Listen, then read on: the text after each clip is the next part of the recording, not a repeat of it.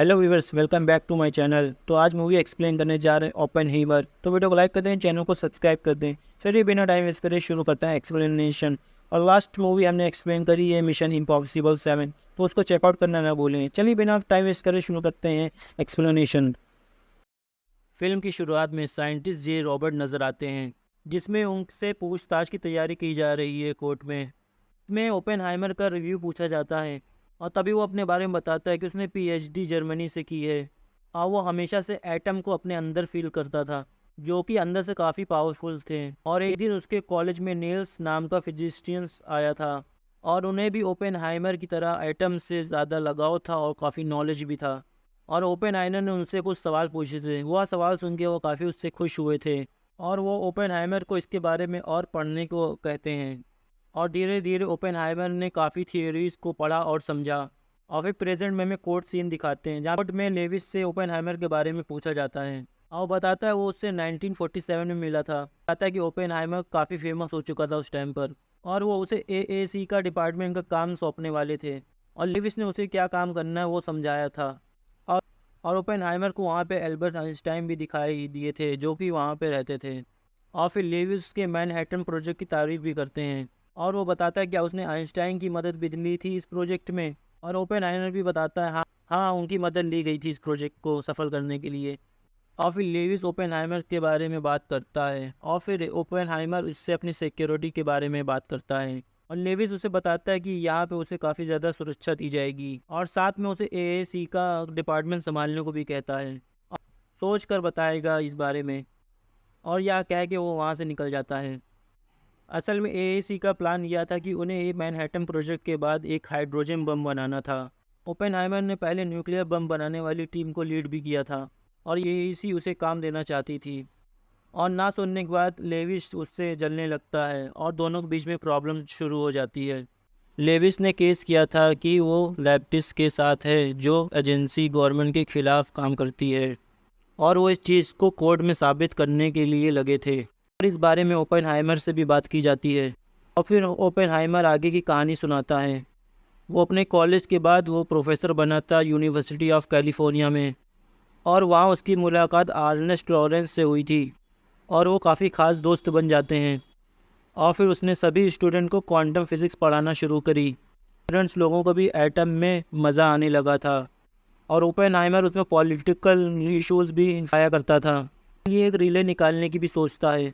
और यह बात वो हार्नेस को भी बताता है। तब हार्नेस उसको बताता है कि वह सिर्फ पढ़ाने पे ध्यान दे, ना कि पॉलिटिक्स पे।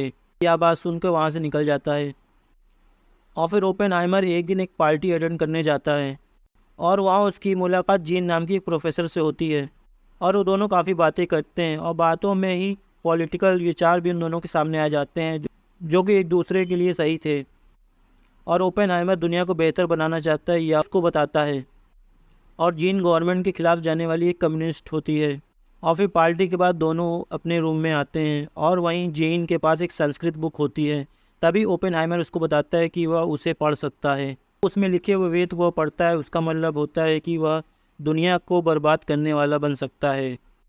और फिर अगले दिन उसका स्टूडेंट उसे बताता है किसी ने एटम के 2 टुकड़े कर दिए हैं और उसकी नज़र में यह चीज़ काफ़ी बड़ी मानी जाती है। और यह सुन के ओपेनहाइमर भी काफ़ी खुश होता है और फिर इसके बारे में वो रिसर्च करने लग जाता है। और फिर उसे पता चलता है कि इसको फ्यूज़न भी कर सकते हैं, प्रोटॉन इलेक्ट्रॉन को जोड़ के, और इन तीनों पार्टिकल का रिएक्शन बनाकर एक तरह का बॉम्ब भी बनाया जा सकता है। और फिर ऐसे कुछ साल बीत जाते हैं और ओपेनहाइमर इसी रिसर्च को करते हुए वह काफ़ी फेमस हो जाता है अमेरिकन्स के बीच में। और फिर एक दिन ओपेनहाइमर को न्यूज़ से पता चलता है कि वर्ल्ड वॉर 2 शुरू होने वाला है और यह पढ़ के ओपेनहाइमर काफ़ी दुखी होता है। और फिर उसके बाद उसकी मुलाकात एक लेडी से होती है जिसका नाम किडी है और उसे एटम्स की थ्योरी बताते हुए वह उसके साथ प्यार में पड़ जाता है। और फिर वो दोनों एक दूसरे को डेट करने लग जाते हैं और किटी बताती है कि उसकी पहले 2 शादियाँ हो चुकी हैं। एक दिन हार्नेस्ट ओपेनहाइमर की क्लास में जाता है, तब उसे पता चलता है कि वह स्टूडेंट लोग के साथ मिलकर सरकार के खिलाफ मोर्चा निकालने वाला है। और फिर वह ओपेनहाइमर के ऊपर काफ़ी गुस्सा भी करता है और बताता है वो फिज़िक्स पढ़ाने में ज़्यादा अच्छा है, उसको इस टॉपिक पे ध्यान देना चाहिए, ना कि गवर्नमेंट के इश्यूज़ में बोलना चाहिए। और फिर ओपेनहाइमर उसको हाँ बोलता है और उससे वादा करता है कि वह दोबारा कभी ऐसी हरकत नहीं करेगा। और फिर सीन हमें दिखाते हैं 1 साल के बाद का। ओपेनहाइमर अपने घर जाता है, तब वह किटी को देखता है जो कि काफ़ी ज़्यादा ड्रंक हुई होती है। कि ओपेनहाइमर को काफ़ी गुस्सा आता है और वह किटी को कुछ बातें सुना देता है, जिससे किटी वहाँ से फिर चली जाती है। ओपेनहाइमर को एडमायरल लेसी मिलते हैं और वो उसके काम की तारीफ़ करता है और बताता है कि वर्ल्ड वॉर के चलते काफ़ी महामारी फैल रही है और उन्होंने उसके काम की काफ़ी ज़्यादा तारीफ़ सुनी हुई होती है और वो यहाँ पे इसलिए आए हैं कि उससे एक प्रोजेक्ट बनवाना चाहते हैं। और तभी वो समझ जाता है कि वो लोग उससे एटॉमिक बम बनवाना चाहते हैं। और फिर लेस्ली बताता है कि रशियन लोगों के पास एटॉमिक बम है और फिर ओपेनहाइमर इस चीज़ को करने से मना कर देता है क्योंकि इस चीज़ से काफ़ी ज़्यादा तबाही मच सकती है। और फिर लेस्ली बताता है उन्हें एटम बम तबाही मचाने के लिए नहीं चाहिए, बल्कि उनसे होने वाले ख़तरे से रोकने के लिए चाहिए। रॉबर्ट यह बात मान जाता है और फिर वह उनसे बेहतरीन साइंटिस्ट की डिमांड करता है और बताता है कि एक जगह उन्हें चाहिए जहाँ पे वो लोग छुप कर काम कर सकें और इसमें तकरीबन 4-5 साल लग जाएंगे। और फिर वो दोनों मिलकर काफ़ी सारे लोगों को टीम में भर्ती करते हैं और फिर कुछ महीनों बाद दिखाते हैं कि काफ़ी लोग वहाँ पे जमा हो जाते हैं और वहीं पे एक एडवर्ड नाम का नया फिजिशियन होता है और वो अपनी थ्योरीज सबको दिखाता है। और फिर उस रिसर्च को रॉबर्ट भी देखता है और बताता है कि यह काफ़ी बेहतरीन रिसर्च है और उसने पता लगा लिया था कि न्यूक्लियर फिजन को स्टार्ट करने के लिए एटम हवा में दूसरे एटम को खुद की तरीके बदल देगा और बढ़कर वो लाखों करोड़ों गुना हो जाएगा। थ्योरी को लेकर रॉबर्ट आइंस्टाइन से मिलने जाता है और फिर दोनों को वो कैलकुलेशन सही लगते हैं। धमाका भी काफ़ी बड़ा हो सकता है और उन दोनों का अंदाज़ा होता है कि इस बम से पूरी दुनिया पे ख़तरा मंडरा सकता है और पूरी दुनिया भी ख़त्म हो सकती है। और फिर रॉबर्ट अपनी फैमिली को भी वहीं पे ले आता है जहाँ पे उसका प्रोजेक्ट चल रहा होता है और फिर सभी लोग दुनिया में हुए धमाकों पर रिसर्च करने लगते हैं और वो यह पता लगाते हैं कि कौन से एलिमेंट से कितना बड़ा धमाका हो सकता है। और फिर इस चीज़ से उन लोगों को अपने बम के बारे में पता चल सकता है। एडवर्ड बताता है अगर वो लोग हाइड्रोजन को यूज़ करके बम बनाते हैं तो उसके अंदर का एलिमेंट दबाया जा सकता है, राइज करके धमाके कराए जा सकते हैं और अगर हाइड्रोजन को यूज़ किया गया तो धमाका काफ़ी बड़ा हो सकता है। रॉबर्ट मना करता है और बताता है कि वह सिर्फ यूरेनियम ही यूज़ करेंगे। और एक बार फिर से रॉबर्ट और लेविस आमने सामने होते हैं और उन्हें पता था कि रशिया के पास बम है और वो लोग तैयार हैं और ये भी पता था कि उनके बम को बनने में भी काफ़ी ज़्यादा वक्त लगेगा और रॉबर्ट इस चीज़ पे काम कर रहा है यह बताता है।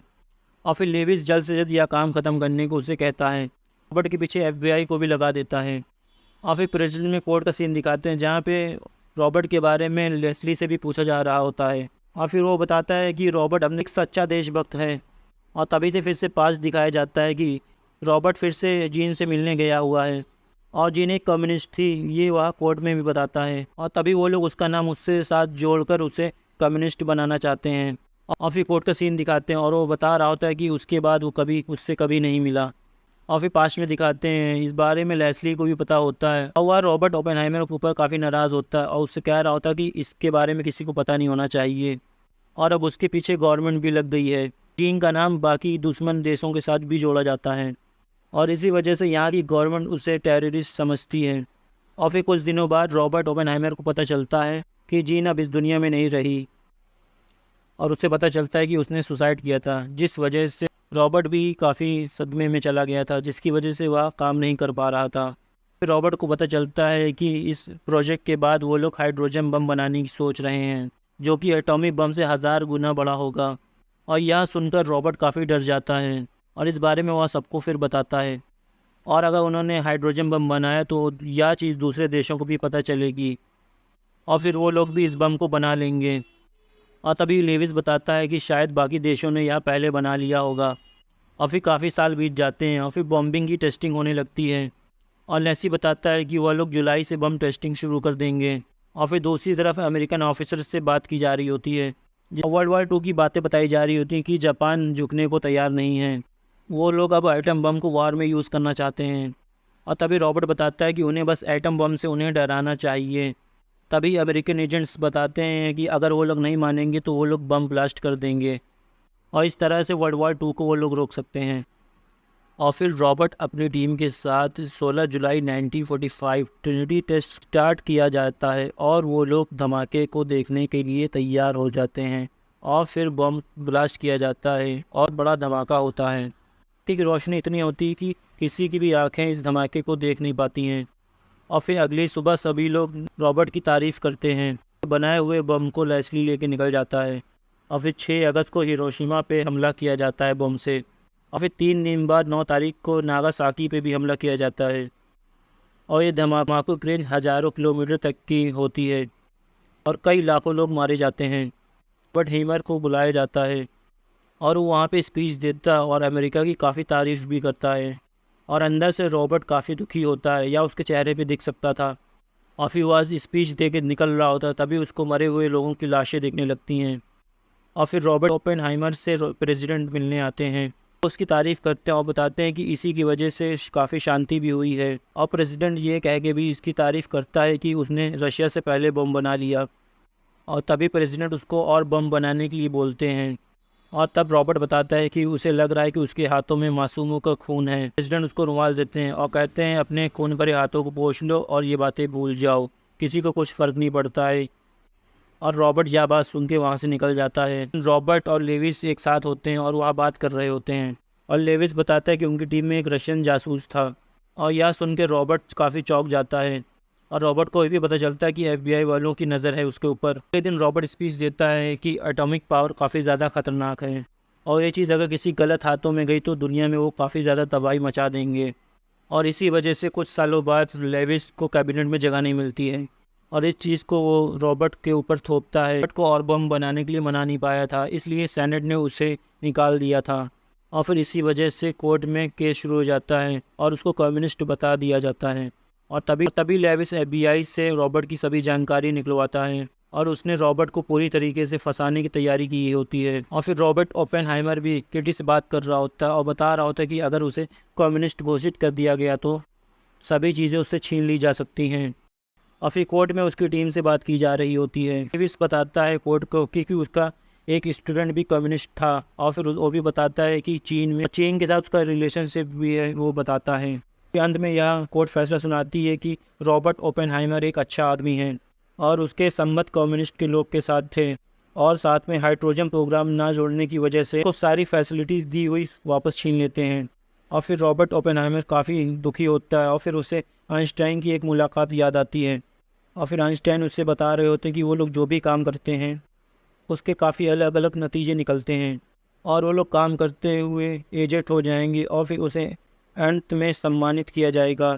और फिर ओपेनहाइमर बताता है कि जब वह कैलकुलेशन लेके आया था और उन दोनों को पता था कि दुनिया इससे तबाह हो सकती है, तब उन्होंने उससे क्यों नहीं रोका और आइंस्टाइन हाँ बोलकर वहाँ से निकल जाता है और तभी उसको लगता है कि वह पूरी दुनिया को ख़त्म करने का कारण है। इसी के साथ यह मूवी ख़त्म हो जाती है। वीडियो को लाइक करें, चैनल को सब्सक्राइब करें।